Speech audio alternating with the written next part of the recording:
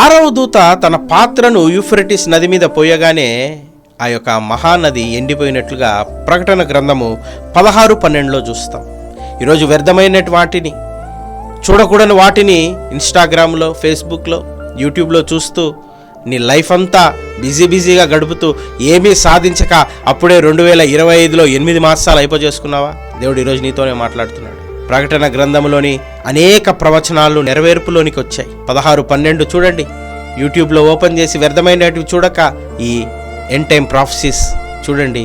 6వ దూత తన పాత్రను యూఫ్రటీస్ నది మీద వేయగానే ఆ యొక్క నది ఎండిపోయింది. పేతురు రాసినటువంటి మొదటి పత్రిక 4:7 ప్రకారం అంతటా అన్నిటి అంతము సమీపించి ఉండగా ఇంకా నీ సమయాన్ని వ్యర్థపరుచుకుంటున్నావా? ఇక దేవుడు మన ద్వారం యొద్దనే ఉన్నాడనే సంగతి మరిచి ఇంకా ఇన్స్టాలో ఇంకా రీల్స్ తిప్పుకుంటూ నీ సమయాన్ని వ్యర్థపరుచుకుంటున్నావేమో.